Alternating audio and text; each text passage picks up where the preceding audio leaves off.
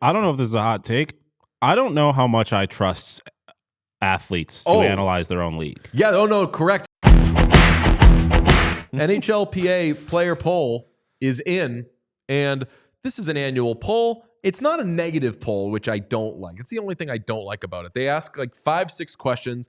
None of them have the kind of spicy, who's one guy you don't want to share a locker with. There's none of that fun stuff that like the Athletic will get into. Where's a place you don't like playing? What owner sucks? None of that. It's all nice things. And let's go through a few of them.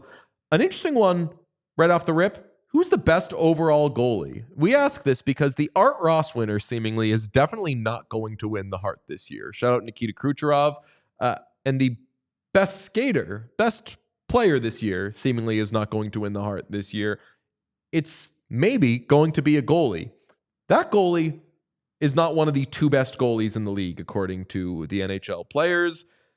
31.13% said Andrei Vasilevsky is the best goalie, followed by Igor Shesterkin, and then just 15.57% of those polled said Connor Hellebuck. Huh. That is kind of crazy. I was told he was the only good player on his team.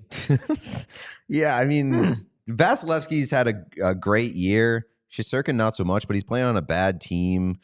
Hellebuck only 15%. Like, it's not even close. Vasilevsky's got twice the percentage that Hellebuck does here. I don't know if this is a hot take. I don't know how much I trust athletes to analyze their own league. Yeah, no, correct. Like they don't watch other. They're not just like watching. Some do, but like I would venture to guess most NHL players are not just turning on every Jets game. Oh, Sean, you definitely have something, and I do know for a fact the NFL top 100 thing is in some cases just completely mailed in by the players. Yeah. They're just asked at the end of the season or whatever. Hey, like who's your whatever, and they're like, what was it last year? So and so still playing? Yeah, him or whatever. It's not always a super well thought out thing. So maybe some of these guys are thinking like, I've always had a tough time against Vasilevsky because who fucking hasn't? It's Vasilevsky. And you know when a lot of these players are watching hockey? The playoffs. And you know when Connor Hellebuck has not particularly been his best self, the playoffs. I didn't think about that specifically, but this has a feeling of like a lot of this was just based off reputation and what they've been over the last few years, not necessarily what they are right at this moment. Who's the best overall forward? I'm a little surprised by some of these, but again, I trust the players. 73.89% says Connor McDavid is the best overall forward, followed by Nathan MacKinnon at 9.62%, then Nikita Kucherov at 6.41%. How do you feel about this order, and how do you feel about the percentages, pieces of the pie? I guess like I'm surprised that the MacKinnon didn't get more votes. I'm surprised that MacKinnon got that many votes. Really? Okay. I think that MacKinnon is fucking awesome and has probably the best argument in the league for being the second best forward.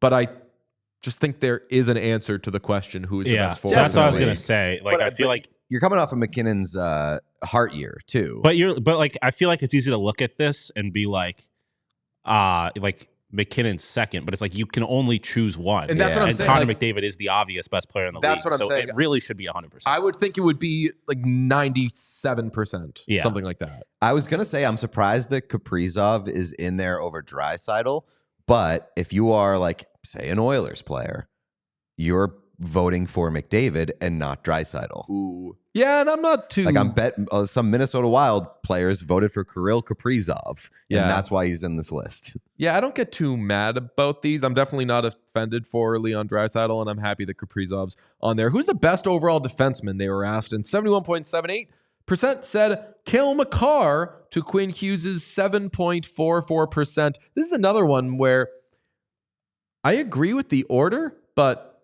I'm surprised by the pieces of the pie. I would think that Hughes would have a slightly bigger sliver. I would agree. Yeah, I think it should be a lot closer. I think Makar has been unbelievable, obviously, but 71% is high. Like, I don't think the drop off from Makar to Quinn Hughes is that drastic. Well, yeah, I mean, again, it's not like a drop off necessarily, but I would agree that like I think they are closer to each other than McDavid and McKinnon are. Right. So, like, I'm just surprised there weren't more people that fell on that side. Makar Hughes feels like a 1A, 1B type of situation, whereas like McDavid is the clear one. Yeah, I feel the same way. Who's the best playmaker? 48.25% say, shout out Nikita Kucherov. That's a huge piece of the pie. Followed by Connor McDavid at 20.16% and Leon Draisaitl at 6.83%. Any surprise? I mean, I'm surprised that Kucherov is one, but not shocked. I'm surprised that it's by that much. I guess like the way that I justify it is that Kucherov doesn't necessarily have like the athletic ability that McDavid does. Yeah. And he like is so surgical in his playmaking ability. A little more Nikola Jokic to him. Yeah. Right. So like that, I don't understand basketball, but so I just said right. He's just big and soft and can't really move, but is also like the best basketball player of all time. What about like I think if you gave Kucherov McDavid's athletic ability, he would be the best player in the fucking world. What about McDavid being 3 times as many votes as Leon Draisaitl? Because in terms of just like you have the puck, you can't move, do something that's going to result in a goal. Leon Draisaitl has him beat every day. But just in terms of just by being Connor McDavid, he is a playmaker. Just by being able to, like his entries, everything, like all of that is playmaking. So at first when I saw it, I was like, is McDavid that much better of a playmaker than Draisaitl? I think he is. Yeah. And even though like Draisaitl is a better passer and stuff. And that's part of the Kucherov thing too. It's like he may not have the athletic ability, but the athletic ability makes him a better playmaker when you're talking about McDavid. The best topic, I think by far, which PWHL rulebook change would you like to see in the NHL? 29.7% agreed with our dear friend Rasmus Dahlin when he was on the show, saying there should be a jailbreak goal, which is a shorthanded goal gets your guy out of the penalty box. Yes. I'll be honest, I don't know if I want that. I do. But I love the discussion. I feel like that is just pure fun. I don't think it really changes jack shit. Like, it doesn't really, I don't think it's going to change the way that like penalty kills operate, because you still have to respect the power play, the opponent's power play over everything else. But it'd be fun. But you may have more tendencies to be a little bit more aggressive on the power kill. I think that's a bad idea. Like that's more what I'm getting at. Like, I feel like your chief responsibility, like, I don't feel like this should change anything. Like, the priority should still be to kill the penalty. And you should still be trying to score a shorthanded goal when the opportunity presents itself. Like, I don't think like it really should change how you approach power plays or penalty kills, like, at all. Maybe how you approach the power play. Like, you got to be a little safer on the blue line, but like, still, I don't think it. I do love the jailbreak, and I would like to see it adopted. Metal Stoof says jailbreak would get Brad Marchand an extra $1 million year AAV. Probably. Having guys who score shorthanded goals. Alex Tuck. I believe he's leading the league in shorthanded goals this year. I also like on a power play, like if you give up a goal, you deserve to have the power play taken away from you. Yeah, that's the thing about it more than anything, is it just feels right. It feels just. Yeah, Stan says jailbreak rocks. It's the ultimate be better rule. Yeah, that's why I like it. Your fucking fault, man. Yeah. By far, the rule I want the most is the trapezoid, though, out of all of these. Okay, so that's like a fun all one. of these rules except for one. Like all of these, I would love to see all of them adopted by the NHL, and except for the first place finisher chooses their playoff opponent. Okay, I'm going to run through the other ones quickly. 24.36% says they want a 3-2-1 point system. 16.83% says that they want the first place finisher to choose their playoff opponent. 15.64% says they want TJ Oshie stuff in the shootout. You can keep going and keep going. A player can go multiple times. 13.47% says they want the trapezoid essentially done away with. And I'll say these are massive pie pieces. This is the fifth place one got 13.47%. So the first place finisher gets to pick the playoff opponent. The shootout one and the trapezoid one are all like pretty close. You mentioned the first place finisher choosing the playoff opponent, which got the third most votes. Which shocks me. We all agree that sucks and would be so annoying.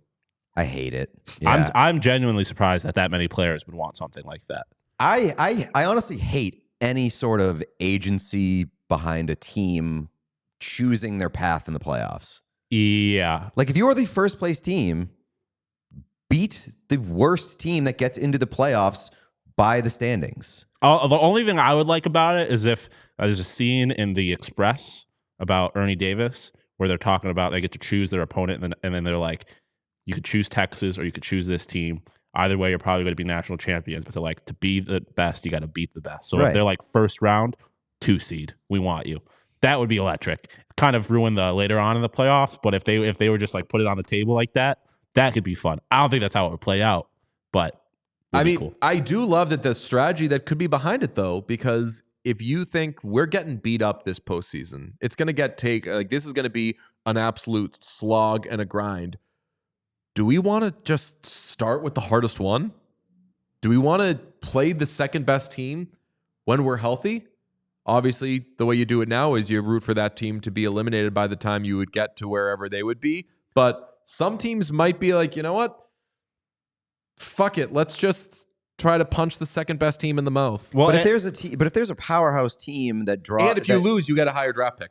If there's a first place team that is like a powerhouse team and they pick the second place team and they run through them in the first round, like sure, like they deserve that win or whatever. But like, how much steam does that take, and how much intrigue does that take out of the rest of the playoffs? The rest of the playoffs. I agree with that for sure. And also, it's like what happens when you end up in a situation where the Jets have the President's Trophy, and then I don't know, like Jake Ottinger tears his ACL in game 82, and they're like, well, I guess we're just gonna play those motherfuckers. Yeah, like it's not really like it's just way less intriguing. Oh yeah, that does suck. Yeah, that would. I mean, like we talk about the Oilers. Exactly. You think that any teams right now, like let's say the Jets could play, are they like, Hellebuck, just have a good fucking round against these two guys? I still think I'd probably play like the Wild currently than whatever the Oilers end up being, but still, I think it weird situation. The thing about this particular question though is like, it kind of feels like players like all of the rules and they just had to pick one. Yeah. Yeah. Dangerous way to ask a good question. Can you pick cross conference? That would make me like it. So I was thinking that it would remedy some of the stuff that we don't like about the current system, which is that the same teams can play each other all the time. So what if, say the Kings, even though they're the second seed in their own division, but like say they had the opportunity to be like, you know what, give me the Avalanche. And then as a result, you have to kind of mix and match and get some interesting matchups. That could be fun. But the reason I don't like this is because of how annoying fans would be. Because when their team gets picked, they would be like, ooh, you're asking for trouble now. No, they just had to pick. Like, it was the rule. They had to pick somebody. So they picked your team. And if they're wrong, then they're fucking wrong. Like, it's not personal. But there would be a lot of hyped up. I mean, it's personal. Bulletin board material. It's free bulletin board. Which, again, is part of why I'm surprised that players like at all, especially that many, would like this. Also, would that not screw up like the other matchups? Yeah, I don't know. Do you get like, does then 2 get like the next pick, or does it all then just fall into order from there? I don't know. I think it's like a very, very dumb I don't thing. like this for many reasons. By far, the one that I think I like the most, and I think it would actually affect how games are played in the 60, is getting rid of the trapezoid. Like, I want goalies to play the puck. Let the goalies run free. Yes. Also, we know eliminate the red line rule. Just let them go anywhere they want. Yes. Oh, yeah. Being in pads is enough of a disadvantage when you're trying to play the puck that you should be allowed to play it.